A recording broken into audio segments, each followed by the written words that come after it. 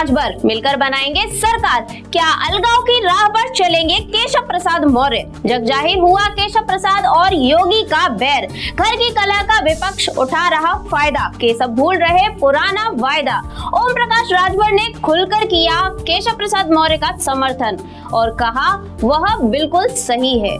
भाजपा के अंदर खाने कला की खबरें थमने का नाम ही नहीं ले रही है। योगी आदित्यनाथ का मुख्यमंत्री पद से हटाने की सुर्खियां इन दिनों खूब जोर पकड़ रही है। इन सुर्खियों को कभी केशव प्रसाद मौर्य दिल्ली पहुंचकर तो कभी कोई बयान देकर गर्म कर देते हैं। राजनीतिक गलियारों का माहौल भी दिन भर ऐसी चर्चाओं से भरा रहता है। इन दिनों जब केशव प्रसाद मौर्य और योगी के बीच की अनबन सार्वजनिक हुई तो विपक्ष ने भी खूब चटकारे लिए। अखिलेश यादव ने तो सीधा सीधा केशव प्रसाद मौर्य को सरकार बनाने का ऑफर तक दे डाला। वहीं अब इस मामले को ओपी राजभर ने तूले दे दी है। ओपी राजभर ने जैसे ही केशव के बयान का समर्थन दिया तो सियासी गलियारों ने भूकंप आ गया है।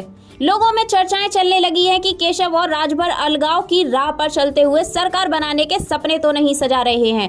केशव और राजभर की जुगलबंदी के बारे में तो हम आपको बताएंगे ही, लेकिन उससे पहले आप जान लीजिए कि आखिर ओम प्रकाश राजभर ने क्या बयान दिया है।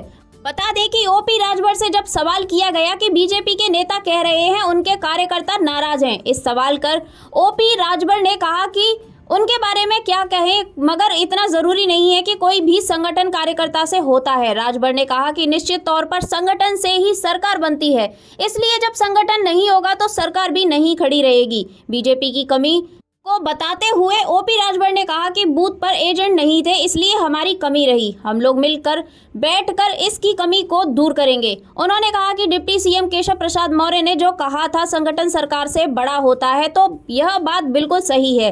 वे इसका समर्थन करते हैं। जाहिर सी बात है कि जैसे ही ओपी राजभर ने जैसे ही कार्यकर्ताओं से जुड़े इस सवाल का समर्थन किया तो राजनीतिक हलचल तेज हो गई और हर कोई इसके अलग अलग मायने निकालने लगा है। तो ओपी राजभर और केशव प्रसाद मौर्य की जुगलबंदी को लेकर आपका क्या कहना है दोस्तों? एक बार अपनी राय हमें कमेंट करके जरूर बताइएगा। Bureau report TNF today.